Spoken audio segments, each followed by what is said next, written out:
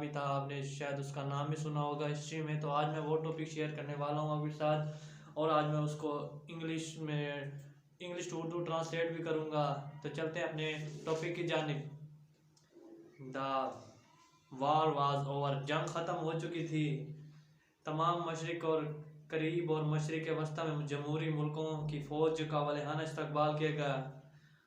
जो ये बता रहा है कि इसमें जंग ख़त्म हो गई थी मशरिक वस्ती और मशरिक करीब के दरमियान। जितने भी वहाँ के रहने वाले थे वो इसलिए खुश थे क्योंकि उन्होंने जंग बंदी की थी और वो आज़ादी पाना चाहते थे सल्तनत उस्मानिया से।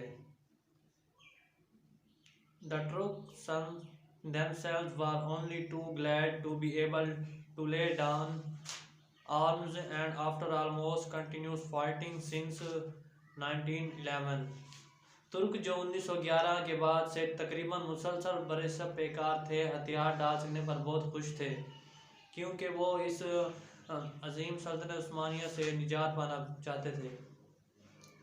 A government formed from the old liberals was in power in Istanbul. Its members and in Padishah himself alike eager to collaborate with allies. Their conception of the best interest of the nation was that of loyalty to the Emirates and cooperation with the occupying forces, the conquerors. पुराने आज़ादी पसंदों से तश्कील पाने वाले हुकूमत Istanbul में बड़े sir इक़्तिदार थी। इस अरकान इस तरह खुद बादशाह इत्तेहादियों से मिलकर काम करने के मुश्ताक थे। कौम के बेहतरीन मफाद से मुतल्लिक़ नज़रिया जंगबंदी के मालिक था, वफादारी के फ़ातिहीन की काबिज़ फ़ौजों के साथ ताउन था। और इसमें यह बताना चाह रहा है कि जो लिबरल्स थे वो अब इस सल्तनत उस्मानी से जात पाने के लिए बहुत बेचैन थे और इसी बात सब अमादत थे और सुल्तान को सब ने इस पर राज़ी किया क्योंकि वो अब सल्तनत उस्मानी से निजात पाना चाहते थे और अपना अलहदा एक मुल्क या रियासत थी वो बनाना चाहते थे। और लिबरल ने तोड़ने में इसमें मुस्तफ़ा कमाल ने सबसे ज़्यादा इसमें शामिल था। At Istanbul, the old British embassy was now the British High Commission, supported by military and naval datamis. Allied officers are surprising the police and the ports. The normal machinery of the government was practically suspended by orders suggestion from the allies. Istanbul में बरतानी सफारतखाना अब बरतानी high commission बन चुका था। उससे फौजी और बहरी दस्तों की मदद हासिल थी। इत्तेहादी अफसरान पुलिस के बंदरगाहों की निगरानी कर रहे थे और इत्तेहादियों के अहकाम और मशवरों ने हुकूमत के अमूमी इंतजामी ढांचे की जगह ले ली थी। मतलब कि ये था इस्तांबुल में जो पहले उसका बरतानी का जो सफारत खाना था उसका हाई कमीशन बन चुका था। मतलब कि जो सफारत खाना था अब उनका जो हाई कमांड जो भी था उनके जो हुक्म देने वाला वो अब एक स्टेट बन चुका था वहाँ पे। और जो भी लिबरल्स थे जो वहाँ पर जो पहले वज़ीर थे उनके बादशाह के वफादार थे वो बरतानवी हुकूमत के साथ मिल गए और इसी तरह सल्तनत उस्मानिया गिराने में वो कामयाब हो गए। और जब उनके जो इदारे थे वो सब उन लिबरलों के हाथ में आ गए तो वो जिस तरह चाहे उनको मोड़ सकते थे और उनको चला भी सकते थे। और इसी तरह इत्तेहादियों के काम और मशरों ने हुकूमत के अमूमी इंतजामी ढांचे की जगह ले ली। और जो काम हुकूमत करती थी सल्तनत उस्मानिया के वो अब बरतानवी हुकूमत के जो लिबरल वहाँ पे बैठे थे वो उन्होंने कर गए। At this time, far away eastern Anatolia in Kayazim Karakabar, the undefeated remnants of the Ottoman army began to obstruct the Allied control officer refusing to disband his men.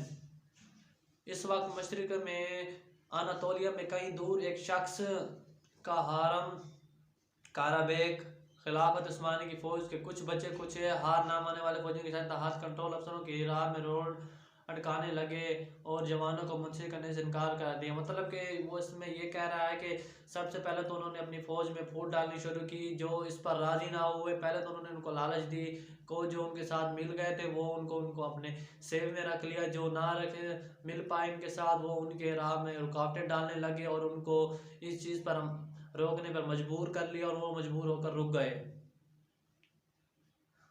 और अपने अफसरों की राह रोड़े अटकाने लगे और अपने जवानों को मुंतशिर करने से इनकार कर दिया। Week by week, little encounters increased. It is apparent that the Turks steadily growing bolder, even in the streets of Anatolia towns. They are bearing change. हफ्ता हफ्ता छोटी छोटी झड़पें बढ़ती चली गई। ये वाजह हो गया कि तुर्क मतवादर निडर हो रहे थे, हत्ता के अनातोलिया के कस्मों की गली कुचों में भी इनका रवैया तब्दील हो गया। ये थे कि तुर्किश जो भी तुर्की के रहने वाले थे, तुर्कों ने वो आहिस्ता आहिस्ता सल्तनत उस्मानिया के साथ भागने होने लग गया है। पहले तो वो सल्तनत उस्मानिया की आर्मी से छोटी मोटी झड़पें भी कर लेते थे, मगर जब बाद में उन्होंने ये झड़पें बढ़ती चली गई तो वो एक दूसरे को कत्ल भी कर देते थे। और इस तरह सल्तनत उस्मानिया के खात्मे में होने वाली ये भी एक अजीम दर्दनाक कहानी है उनकी। The caused consternation not only among the allies but in Istanbul itself. Someone must go as the representative of the Pedaish and deal with the situation on the spot. A strong, capable soldier was wanted. Every indication seemed to point to one man as the being suitable for the work, and Mustafa Kamal was the man. ये जिस चीज़ से इत्तेहादी में बल्कि Istanbul में इस तरह का सबब बन गई, किसी बादशाह के नुमाइंदे के तौर पर जाकर भी सूरत हाल से मौका पर निपटना ज़रूरी था। कोई ताकत सिपाही दरकार था। हर इशारा एक ही शख्स तय करता था जो दे रहा था। वो कह रहे कि इस्तांबुल में इत्तेहादी मुल्क इस्तांबुल इस तरह का सबब बन चुका था। हर किसी में खूब का यही जो झड़पें थी और वो लोग उसे डरने लगे थे, और किसी बादशाह के नुमाइंदे के तौर पर जाकर सूरत हाल से मौका निभाना ज़रूरी था। कोई ताकत सिपाही दरकार होता और हर इशारा मतलब कि जो भी झड़पें करवा रहा तो हर इशारा एक ही आदमी की तरफ जाता था, जो उसका नाम है मुस्तफ़ा कमाल। मुस्तफ़ा कमाल ही साहब को यही इशारे कर रहा था क्योंकि वो बगावत की फूट डालना चाहता था फौजों में। At the first, British High Commissioner demurred, but his objections were for once overruled, and Mustafa Kamal sailed on the 15th May 1919 for the nearest east coast of Anatolia as a general of the East province. Secretly had the small steamer bearing Mustafa Kamal entered the Black Sea. Then authorities of Istanbul became suspicious of his intentions and issued orders for the ship intercepted, but it is too late. पहले बरतानवी high commission ने एतराज़ किया, लेकिन इस मौका पर उसके एतराज़ को मुस्तरद कर दिया गया और मुस्तफ़ा कमाल मशरकी सूबों के गवर्नर जनरल के तौर पर 15 मई 1919 में अनातोलिया के मिसाइल के बहरी जहाज़ में रवाना हुआ। बमुश्किल इबाब से चलने वाला छोटा सा बहरी जहाज़ मुस्तफ़ा कमाल को उठाए बहरा असद में दाखिल हुआ था। इस्तांबुल के हकाम आला कि इसके जान के बारे में मशकूक हो गए, चनाचा उन्होंने इस जहाज़ से रास्ते को रोक लेने का अहकाम जारी कर दिए, लेकिन अब वो देर हो चुकी थी। मतलब कि वो उसके जो भी ख्याल थे उनसे वाजे हो चुके थे और उन्होंने उसके बहरी जहाज़ों को रोकने के लिए भी इजाज़तनामा दिया था, मगर चनाचा अब देर हो चुकी थी क्योंकि फ़ौज बगावत पर उतर आई थी और इसमें कोई भी उसके अहकाम मानने को तैयार न था। सल्तनत उस्मानिया के जो भी आखिरी जो खलीफा था। There was the same day it became clear beyond all doubt that allies had condemned at the Ottoman Empire to be portioned to be very walls of Istanbul. बिल्कुल उसी दिन ये बिल्कुल वाज़ेह हो गया था कि इत्तेहादी खिलाफ उस्मानी को इस्तांबुल की दीवार तकसीम करने का सजा का फैसला सुना चुके हैं। 15 मई को पहला रूम के बैतानी बेड़े का एडमिरल ने अजमेर उस्मानी गवर्नर को मुतला कि ये अजीम बंदरगाह ऑर्डर वालों के जरिए यूनानियों के तसरुफ में होंगे।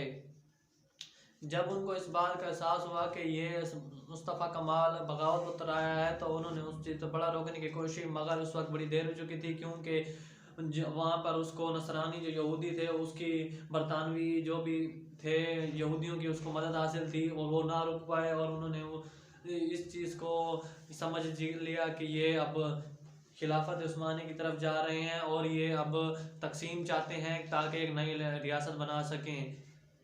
तो ये था मेरा आज का टॉपिक। मुझे उम्मीद होगा कि आपको ये समझ आया होगा। अगर आपको ये समझ आया है तो ये नॉलेज उनके साथ शेयर कीजिएगा और मेरी वीडियो को लाइक और सब्सक्राइब कीजिएगा। और आज के लिए बस इतना ही, चलते हैं नेक्स्ट वीडियो में, तब तक के लिए अल्लाह हाफिज़।